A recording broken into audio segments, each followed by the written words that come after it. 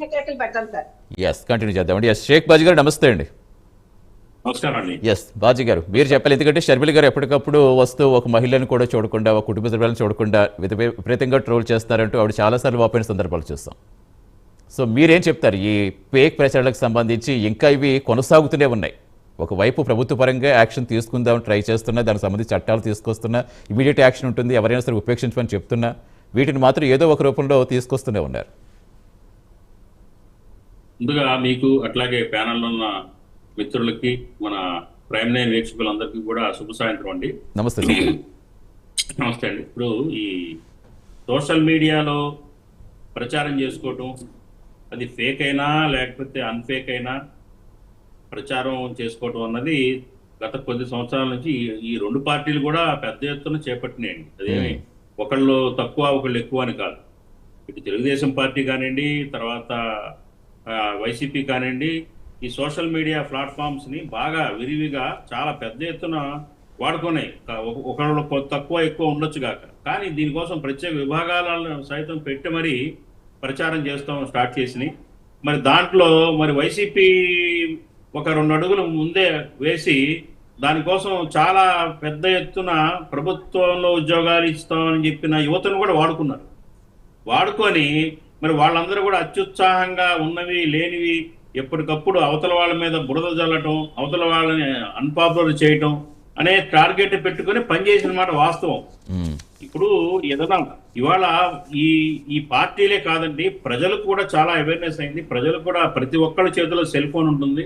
ఏదైనా రోడ్డు బాగోకపోయినా లేకపోతే ఏదైనా ఇబ్బంది ఉన్నా ప్రభుత్వానికి తెలియజేయడానికి అవకాశం ఏంటంటే వాళ్ళ ఫోన్లో రికార్డ్ చేస్తున్నారు, వీడియో తీస్తున్నారు, పంపించే సోషల్ మీడియాలో పోస్ట్ చేస్తున్నారు. ప్రజల నుంచి కూడా ఆ రకమైన వెసులుబాటును వాడుకుంటా ఉన్నారు. కాకపోతే ఏంటంటే లేనిది ఉన్నట్టు, ఉన్నదాన్ని సజెస్టివ్గా, కన్స్ట్రక్టివ్ వేలో సజెస్టివ్గా సోషల్ మీడియాను వాడుకుంటూ ప్రభుత్వాల మీద సలహాలు ఇచ్చే పరిస్థితి ఉంటే పర్వాలా, కానీ అలాంటి వాతావరణం మన దురదృష్టవశాత్తు మన రాష్ట్రంలో లేదు. లేనివి ఉన్నట్టుగా, అట్లాగే డ్యామేజ్ అయ్యే విధంగా, ప్రతిష్ట డ్యామేజ్ అయ్యే విధంగా మరి ప్రభుత్వం మీద కానివ్వండి, వ్యక్తుల మీద కానివ్వండి పెద్ద ఎత్తున దీన్ని వాడతాం అనేది పరిపాటిగా మారిపోయింది ఇటీవల సంవత్సరాల్లో.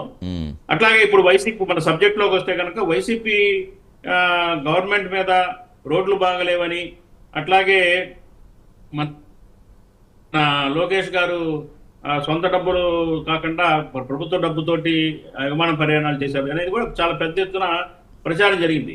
ఇందులో కనుక చూస్తే లోకేష్ గారి అంశం వస్తే కనుక ఈయన మొత్తం 77 సార్లు విమాన ప్రయాణాలు స్పెషల్ ఫ్లైట్స్ తోటి వెళ్ళినట్టుగా రికార్డు ఉంది. అయితే ఏంటంటే దాని మీద వైసీపీ వాళ్ళు చాలా పెద్ద ఎత్తున అన్పాపులర్ చేయడం కోసం చేశారు. కానీ దీని మీద ఒక యాక్టివిస్ట్ సురేష్ బాబు అనే అతను ఆర్టీఏకి అప్లై చేసి వాస్తవాలు చెప్పమంటే విమానయాన శాఖ నుంచి వచ్చిన సమాధానం ఏంటంటే ఈయన సొంత డబ్బులు 77 సార్లు కూడా సొంత డబ్బులు ఖర్చు పెట్టుకునే తన సొంత డబ్బులతోనే ఈ ప్రయాణాలు చేశారని, అట్లాగే పార్టీ పరమైన పనుల మీద ఎక్కువ సార్లు వెళ్ళినట్టు హైదరాబాద్ అటు ఇటు, అట్లాగే ప్రభుత్వ పనుల మీద కూడా వెళ్ళినట్టుగా కూడా ఆర్టీఏ ఇన్ఫర్మేషన్ ప్రకారం తెలుస్తా ఉంది. దీని ప్రకారం ఏంటంటే మరి సొంత డబ్బులు పెట్టుకొని ఆయన తిరుగుతున్నప్పుడు వైసీపీ వాళ్ళు అనవసరంగా హడావిడి చేసి దాన్ని బ్లేమ్ చేయాల్సిన అవసరం లేదనేది మా అభిప్రాయం. అట్లాగే రోడ్ల విషయానికి వస్తే మరి గత వైసీపీ ప్రభుత్వంలో రోడ్లు చాలా వరస్ట్గా అధ్వానంగా ఉన్నాయనే సంగతి చాలా మంది తెలుసు. అప్పట్లోనే చాలా ప్రచారం జరిగింది. ఈ రోడ్ల పరిస్థితి చూస్తే వీళ్ళ ఓట్లు ఎవరు వేయరు, గ్యారంటీ ఓడిపోతారు అనుకునే చర్చ కూడా పెద్ద ఎత్తున జరిగింది. తర్వాత కొంతమంది నాయకులు, ఏదైతే పెద్ద నాయకులు కూడా వైసీపీ నాయకులు అప్పట్లో కొడాల నాని గారు కానివ్వండి, సిద్ధారెడ్డి గారు కానివ్వండి, ఇంకా ఇట్లాంటి నాయకులు అందరూ కూడా ఏం మాట్లాడారు, మేము బటన్ నొక్కడం ఆపేస్తే మీకు రోడ్లు పడతాయి, మీ పెన్షన్లు ఇవ్వడం ఆపేస్తే కొన్ని రోడ్లు వేయొచ్చు అని చెప్పేసి వ్యాఖ్యానాలు చేశారు. రోడ్లకి సంక్షేమ పథకాలకి లింక్ పెట్టి మాట్లాడారు పెద్ద నాయకులు కూడా.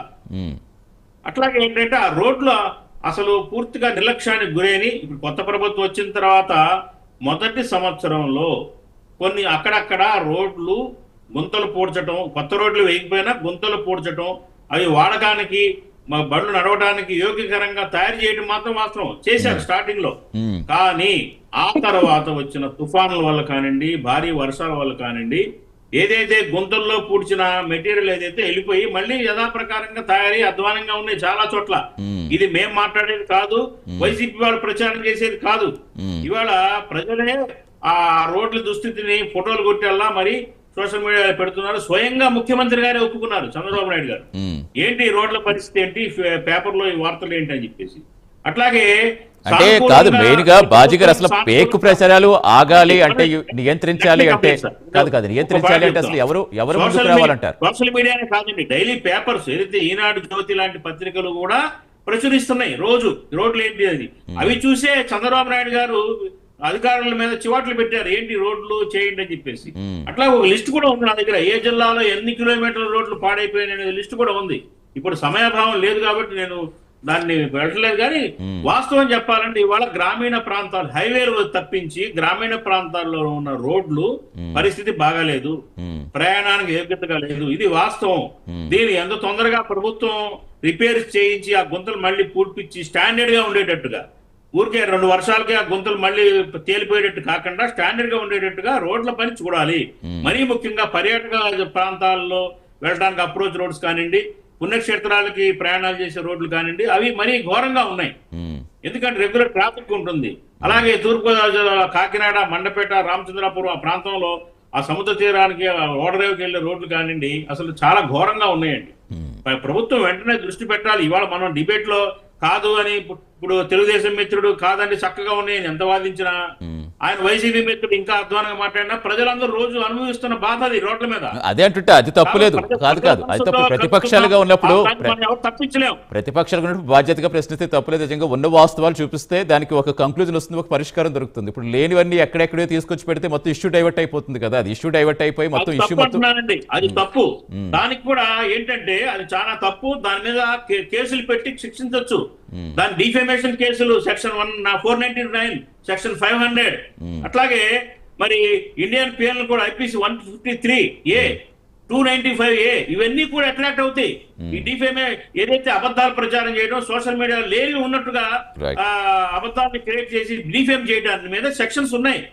నేను ఏమంటున్నానంటే వైసీపీ శ్రేణులు గాని, కార్యకర్తలు గాని, ఎవరైనా గాని అలాంటి అబద్ధం ప్రచారాలు చేస్తుంటే వెంటనే కేసులు, సెక్షన్స్ కింద కేసులు పెట్టండి, శిక్షించండి. 10 మందిని శిక్షణ పెడితే ఇంకొకళ్ళు ఎవరు కూడా సాహసించరు ఇలాంటి పనులు చేయడానికి. అజయ్ కుమార్ గారు సమర్థించండి దాన్ని.